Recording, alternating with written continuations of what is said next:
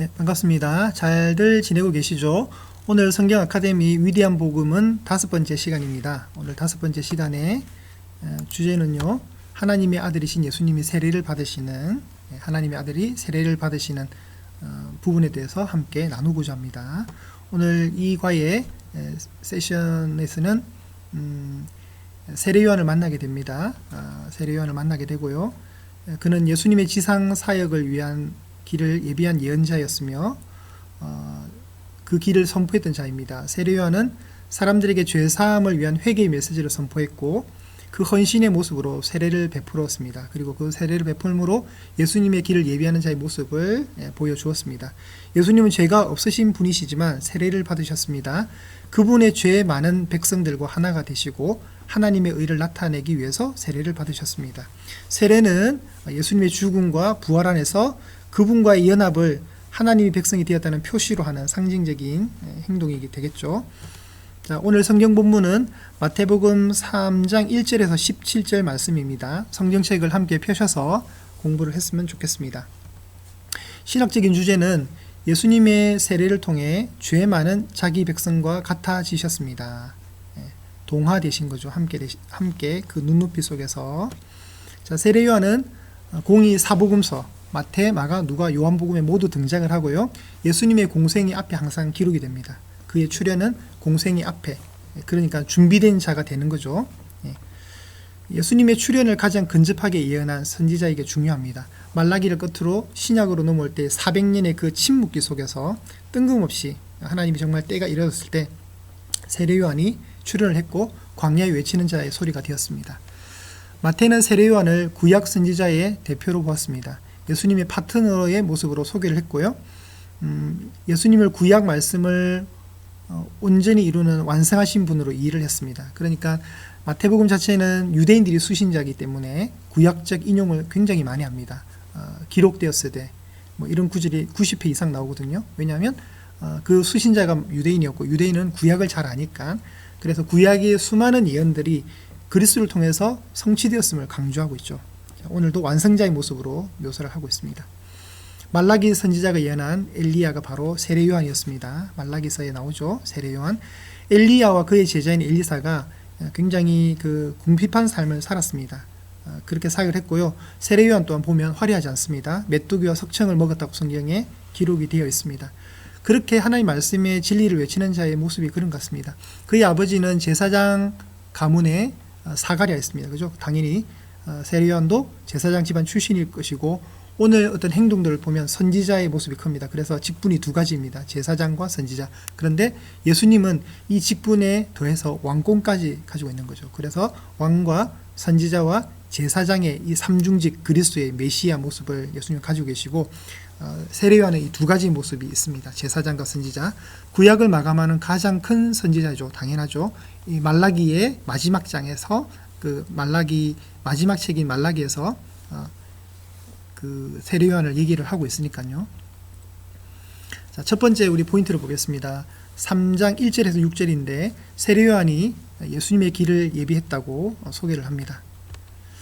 예수님의 사역은 세례 요한으로 시작을 합니다.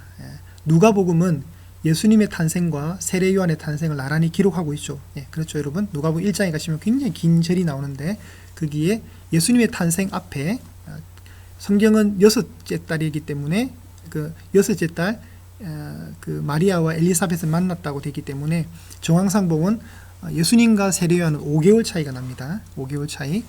그러니까 세례 요한의 탄생을 먼저 소개하고 예수님의 탄생을 기록을 합니다. 이게 이제 누가복음에서는 그렇게 기록이 되어 있고요. 마가복음은 광야에 외치는 자의 소리, 그 육성으로 시작을 해버립니다. 왜냐하면 마가복음에서는 예수님의 탄생 기록이 없거든요. 굉장히 빠른 복음입니다. 마가복음은. 요한복음은 처음에 도입부를 지나서 처음 등장하는 인물이 세례 요한입니다. 그렇기 때문에 예수님의 사역은 항상 세례 요한으로부터 시작해야 됩니다. 그는 거듭해서 자신은 메시아가 아니고 그 길을 예비하는 자임을 주장을 했고요. 마태복음이 세례 요한을 예수님의 길을 예비하는 사자로 묘사를 했는데 어떻게 묘사했는지 살펴보도록 하겠습니다. 1절부터 6절인데 말씀 보죠. 그때 세례 요한이 이르러 유대 광야에서 전파하여 말하되 회개하라 천국이 가까이 왔느니라 하였으니 그는 선지자 이사야를 통하여 말씀하신 자라. 일러스되 광야에 외치는 자의 소리가 있어 이르되 너희는 주의 길을 준비하라 그가 오실 길을 곧게 하라 하였느니라. 그렇기 때문에 그 구약의 이런 일러스되 이런 구약의 기록이잖아요. 이사야의 기록을 얘기하는 거죠. 그러니까 마태복음에 이렇게 인용이 많을 수밖에 없습니다. 이 세례 요한은 낙타 트롯을 입고 허리에 가죽띠를 띠고 음식은 메뚜기와 석청이었더라. 이때 예루살렘과 온 유대와 요단강 사방에서 다 그에게로 나와 자기들의 죄를 자복하고 요단강에서 그에게 세례를 받더니, 세례를 집리하는 자로 묘사가 됩니다. 그는 회개를 선포했고요. 그는 광야에 외치는 자의 소리였습니다. 자, 세례 요한과 예수님의 사역의 첫 외침은 똑같습니다. 회개하라 천국이 가까웠느니라. 우리 옛날에 우리 충영교회 본당에 휘장으로 있었죠. 회개하라 천국이 가까웠다. 요한과 예수님의 공통 외침입니다. 회개와 천국이 직결되어 있다는 말씀이 되고 천국을 기다리는 가장 합당한 자세는 회개라는 겁니다. 3절에 보시면 이사야 40장 3절의 예언이 그대로 나옵니다. 세례 요한의 사역은 외치는 자의 소리여 이르되 너희는 광야에서 여호와의 길을 예비하라 사막에서 우리 하나님의 대로를 평탄케 하라. 그러니까 광야가 여호와의 길을 예비하고 사막의 그 울퉁불퉁함이 이제 대로가 되어서 평탄하게 되어서 그 왕이 오실 때 불편하지 않도록 한다는 거죠. 마태복음이 세례 요한을 예수님의 길을 예비한 사자로서 어떻게 묘사하는지를 보겠습니다. 자, 이런 거죠, 여러분. 굳이 이제 제가 뭐 사진을 끌고 뭐 이런 겁니다. 평탄 작업을 하는 거죠. 평탄 작업. 네. 특이한 옷차림이나 식습관이 중요한 게 아닙니다. 그가 집중한 집념의 모습은 회개의 메시지입니다. 회개하라. 세례 요한의 선포에 사람들이 이제 동요하죠. 동요하기 때문에 많은 지역에서 사람들이 몰려옵니다. 이렇게 거침없이 선포할 때 많은 사람들이 동요합니다. 사람들은 세례 요한에게 세례가 뭡니까? 라고 묻지 않습니다. 이미 그들은 알고 있고 그 의미가 무엇인지 알고 있었다는 것을 우리가 추정할 수 있고요. 두 번째 포인트를 보시면 7절부터 12절입니다. 세례 요한이 회개를 선포하고 세례를 베풉니다. 자, 말씀 보죠. 그의 메시지는 어떤 내용을 담고 있습니까? 세례 요한이 종교 및 정치 지도자인 바리새인과 사두개인들에게 어떤 말을 했는지 보겠습니다. 자, 7절입니다. 요한이 많은 바리새인들과 사두개인들이 세례 베푸는 대로 오는 것을 보고 이르되 독사의 자식들아 누가 너희를 가르쳐 임박한 진노를 피하라 하더냐. 그러므로 회개에 합당한 열매를 맺고 속으로 아브라함이 우리 조상이라고 생각하지 말라. 내가 너희에게 이르노니 하나님이 능히 이 돌들로도 아브라함의 자손이 되게 하시리라. 이미 도끼가 나무 뿌리에 놓였으니 좋은 열매를 맺지 아니하는 나무마다 찍혀 불에 던져지리라. 나는 너희로 회개하기 위하여 물로 세례를 베풀거니와 내 뒤에 오시는 이는 나보다 능력이 많으시니 나는 그의 신을 들기도 감당하지 못하겠노라. 그는 성령과 불로 너희에게 세례를 베푸실 것이요 손에 키를 들고 자기의 타작마당을 정하게 하사 알곡은 모아 곡간에 들이고 쭉정이는 꺼지지 않는 불에 태우시리라. 자, 굉장히 메시지가 강합니다. 자, 굉장히 거침없이 선포를 합니다. 세례 요한은 그런 정치 종교 지도자인 바리새인과 사두개인들에게 독사의 자식들이라고 했습니다. 이게 어느 정도의 요괴 수준이냐면, 그러니까 우리가 흔히 말할 때 멍멍이를 얘기하면 됩니다. 멍멍이. 왜냐하면 예루살렘을 비롯한 그 유대 땅에는 뱀이 많았으니까 독사라고 부르죠. 흔한, 그러니까 비하 발언 중에 대표적인 겁니다. 이 발언은 예언적 비난입니다. 예언적 비난. 예수님도 마태복음 12장에 가면 바리새인들이 묘사할 때 독사의 자식들이라고 또 표현하십니다. 그러니까 예언적 비난이 맞죠. 아브라함의 자손이라고 굉장히 자랑합니다. 그런데 그들을 매섭게 공격합니다. 훗날 예수님도 그와 같은 일을 하시는데 요한복음 8장 39절에 보시면 예수께서 이르시되 너희가 아브라함의 자손이면 아브라함이 행한 일들을 할 것이오늘. 그러니까 우리는 선민이다. 아브라함의 혈통을 갖고 있다. 그거 어떤 프라이드가 있는 거죠. 근데 예수님은 그런 신앙 경력이 너희를 구원하지 않는다. 회개해라. 착각하지 말라는 거죠. 그런 신앙 경력은 의미가 없다. 세례요한은 그들이 회개 열매를 맺기를 원했습니다. 회개 열매 맺으라 그러죠. 회개하지 않는 자면 나무가 잘려서 불에 던져지는 것 같은 운명에 처해질 것이다. 좀 무서운 말씀을 하십니다. 좋은 열매를 맺지 아니하는 나무마다 찍혀 불에 던져지리라. 뭡니까? 심판이죠. 11절에 보시면 세례요한의 메시지는 결국 미래로 향하고 예수님께로 향함을 볼 수 있습니다. 그는 물로 베푸는 자신의 세례와는 좀 차별되게 장차 성령과 불로 베푸실 예수님의 세례를 언급을 하는데, 세례가 뭡니까 여러분? 우리가 알다시피 죄와 더러움을 씻어내는 상징적 의식입니다. 그래서 우리 장로교단은 이마에 이래 약식으로 하고 물을 떨어뜨리는 약식으로 하고, 침례교단 같은 경우는 성경에 나오는 세례를 전부 침례로 일부러 표기법을 바꾸고 실제로 물에 이렇게 담궜다가 이렇게 하는 의식을 하죠. 그러니까 물에 들어가는 것은 죽는 거고 물 밖으로 다시 끄집어내는 건 사는 거. 죽음과 부활을 이제 같이 의미를 합니다. 세례를 받는 것 자체가 물 세례를 받는 것 자체를 통해서 죄와 더러움을 씻어내고 새롭게 삶을 얘기하는 건데, 사전적 의미의 세례는 마음과 생각을 바꾸는 것이지만 성경적 의미의 세례는 행동, 모습, 태도, 영혼이 하나님 앞에 합당해지는 사람, 이런 의미를 가지고 있습니다. 죄에 대한 통회의 감정만 의미하지 않고 인격 전체가 하나님께로 돌아서는 것을 의미하죠. 이게 이제 세례가 담고 있는 회개의 메시지의 어떤 그 의미죠. 사전적 의미, 이건 이제 회개입니다. 회개에 대한 전반적인 의미입니다. 요한은 물로 세례를 베풉니다. 이건 당연한 거죠. 그런데 예수님의 세례는 성령과 불이라고 기록이 되어 있습니다. 그러면 성령 세례가 뭘까요? 성령 세례는 알곡에게 해당하는 자에게 주어지는 축복의 세례고요. 불 세례는 좋은 게 아닙니다. 심판 세례입니다. 여기 나오는 좋은 열매를 맺지 않는 나무나 혹은 쭉정이에게 주어지는 대가, 그런 심판의 세례입니다. 그래서 그 도끼가 놓여져 있다, 이런 표현들도 굉장히 심판의 메시지가 강하죠. 성령 세례는 알곡에게 해당하는 자들에게 주어지고, 불세례는 열매 맺지 못하는 나무나 쭉정이에게 주어진 심판 세례라는 거 기억하셨으면 좋겠고요. 자, 이제 세 번째 포인트로 가보겠습니다. 하나님의 아들이 이제 세례를 통해서 자기 백성과 같아지셨습니다. 요단강에 예수님이 세례요한으로부터 세례를 받습니다. 예수님은 이제 갈릴리를 떠나서 세례요한이 세례를 베푸는 곳으로 오십니다. 복음서를 읽다 보면 예수님이 우리가 생각하지도 못한 말이나 행동을 하셔서 놀랄 때가 있는데, 지금이 이런 상황입니다. 예수님이 요한에게 세례를 요청하십니다. 본문을 볼게요. 이때 예수께서 갈릴리로부터 요단강에 이르러 요한에게 세례를 받으려 하시니, 요한이 말려 이르되 내가 당신에게서 세례를 받아야 할 터인데 당신이 내게로 오시나이까? 예수께서 대답하여 이르시되 이제 허락하라. 우리가 이와 같이 하여 모든 의를 이루는 것이 합당하니라 하시니, 이에 요한이 허락하는지라.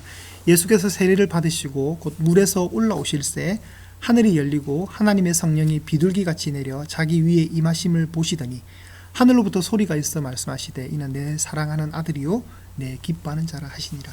우리가 트리니티라고 불리는 삼위일체, 그러니까 성부, 성자, 성령님, 오늘 예수님이 받는 이 수세의 현장에, 세례 현장에 다 총 출동하시는 걸 볼 수 있습니다.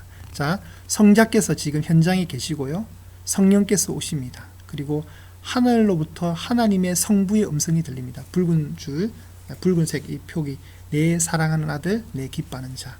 그러면 예수님 누구십니까? 하나님의 사랑하는 아들. 예수님 누구십니까? 하나님의 아들이라는 거죠. 이건 인간의 합의가 아니라 성부가 직접 우리에게 들려주시는 실제의 음성입니다. 성부께서 인정하시는, 예수님의 정체성은 하나님의 아들이고 하나님이 기뻐하시는 자이십니다.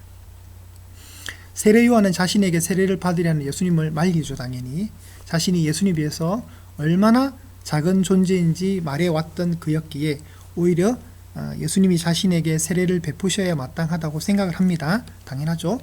근데 예수님이 뭐라 하시냐면 이제 허락하라. 우리가 이와 같이 하여 모든 의를 이루는 것이 합당하다. 그래서 하게 되고요. 예수님은 죄 많은 인간과 자신을 근본적으로 동일시하십니다. 세례를 받으셨고, 예수께서 세례를 받으시고 물에서 올라올 때 하늘이 열리고, 하늘이 열리고 할 때 열린다는 표현은 나중에 휘장이 찢어질 때 찢어진다는 동사와 똑같습니다. 그래서 하늘이 찢어졌다고 읽으시면 되고 휘장이 열렸다고 읽으시면 됩니다. 똑같은 헬라어 동사입니다.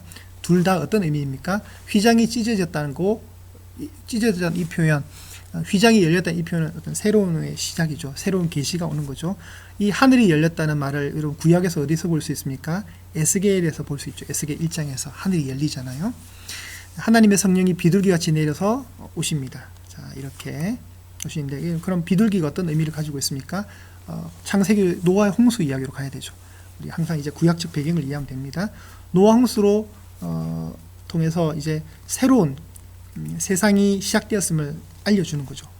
비둘기가 그런 역할을 했듯이 성령이 이제 비둘기 같은 성령의 임재하심이 이제 예수님을 통해서 새로운 은혜의 시대와 함께 새 창조가 시작되었음을 암시하는 겁니다. 네, 너무나도 일맥상통하죠. 그래서 비둘기가 온 겁니다. 네. 하늘로부터 소리가 있습니다. 내 사랑하는 아들이여 내 기뻐하는 자라. 이런 이 말씀이 또 어디에 나올까요? 변화산에서 나옵니다. 변화산에서 하나님이 이렇게 또 얘기해 주십니다. 예수님의 형체가 바뀌시죠. 예, 그때 별세에 대해서 얘기하고 함께 있던 모세와 엘리야가 예수님과 대화를 합니다. 그때 이제 하늘로부터 음성이 들리죠. 내 사랑하는 아들이고 내 기뻐하는 자다. 자, 이거는 또 구약식 배경이 있습니다. 내 사랑하는 아들. 이 아들의 개념은 시편 2편 7절에 나옵니다. 시편 2편 7절에 여호와께서 내게 이르시되 너는 내 아들이라 오늘 내가 너를 낳았도다. 그리고 이사야 42장 1절에 내 기뻐하는 자가 여기서 나옵니다. 내가 붙드는 나의 종 내 마음에 기뻐하는 자 곧 내가 택한 사람을 보라. 내가 나의 영을 그에게 주었은즉 그가 이방의 정의를 베풀리라. 그리스도의 종, 하나님의 종을 묘사합니다. 내 기뻐하는 자. 여기서 나온, 그러니까 하나님이 직접 시편과 이사야서를 인용을 하신다는 거 볼 수 있습니다. 자, 이 음성은 어떤 역할을 하냐면 예수님이 하나님의 아들이신 걸 확인시켜 주는 거죠. 그러니까 예수님 누구실까? 그분은 하나님의 아들입니다. 우리가 인간들이 합의한 게 아닙니다. 후세대에 걸쳐서 그건 아닙니다. 그건 우리가 예수님을 정의한 것이 아니라 하나님이 예수님을 직접 정의해 주셨다는 사실을 기억하셔야 되고, 우리가 사과에서 보았듯이 12살 때 성전에서 내 아버지 집에 내가 있어야 될 줄 모르셨습니까? 이 표현 속에서 예수님과 하나님과의 특별한 관계가 부각된다 그랬죠. 그러니까 예수님은 자신이 어떤 운명을 지고 있고 어떤 소명을 받았다는 걸 이미 그 12살 때 자각을 했다는 걸 알 수 있고, 바로 하나님의 아들이 12살 예수님의 정체성이었다는 것을 다시 보여주는 거죠. 12살 때 성전에서 자각하셨던 것으로 보이는 바로 그 정체성, 하나님의 아들입니다. 자, 여러분, 오늘 강의가 이제 마무리가 되겠습니다. 예수님과 연결을 해보겠습니다. 예수님은 세례를 받으심으로써 하나님께 드리는 완전한 순종을 보여주셨으며 죄인들과 하나가 되셨습니다. 예수님의 세례는 십자가에서의 죽음과 무덤으로부터의 부활을 나타냅니다. 세례를 받으실 때 그분 위에 선포된 말씀은 그리스도 안에 있는 우리에게도 똑같이 적용되는 진리의 말씀입니다. 우리는 하나님이 기뻐하시는 아들 안에 있는 하나님의 사랑하는 자녀들입니다. 네, 여기에 글자가 좀 사라졌죠. 네, 우리는 하나님이 기뻐하시는 아들 안에 있는 하나님의 사랑하는 자녀들입니다. 사랑하는 여러분, 오늘은 진짜 주인공 예수님, 또 조연으로 등장하는 세례 요한을 만나보았습니다. 세례 요한으로부터 세례를 받으심으로써 당신의 백성들과 눈높이를 같이 하는, 낮아지시는 예수님 모습을 보았고요. 죄가 없는 분이 마치 죄가 있는 인간들처럼 세례를 통해서 그 모습을 보여주셨는데, 그러나 그분이 그렇다 할지라도 하나님은 어떻게 인정하십니까? 내 사랑하는 아들이라고 친히 음성을 들려주시는 이 세례를 받으시는 요단강에서의 이 현장, 삼위 하나님이 총출동하시는 이 아름다운 모습의 현장은 이제 예수님의 일종의 뭐죠? 위임식이 됩니다. 위임식. 예. 마치 이제 사역의 시작이다. 위임식이 되는 거죠. 이제 이 사역을 시작으로 예수님이 이제 사역을 시작하시는데, 바로 사역을 시작하면 좋겠지만 어떻게 됩니까? 광야로 먼저 가셔야 됩니다. 광야로 가시는 이야기는 다음 6과에서 예수님의 시험 3가지를 통해서 공부해 보도록 하겠습니다. 수고들 하셨고요. 이번 달 천천히 한 번 더 보시면서 마태복음 3장을 천천히 읽어 가시면서 다시금 이 우리가 배운 내용들을 천천히 한 번 더 묵상하시기를 바랍니다. 최선을 다해 주십시오. 끝까지 경주하시기를 소망합니다. 감사합니다. 다음 주 뵙겠습니다.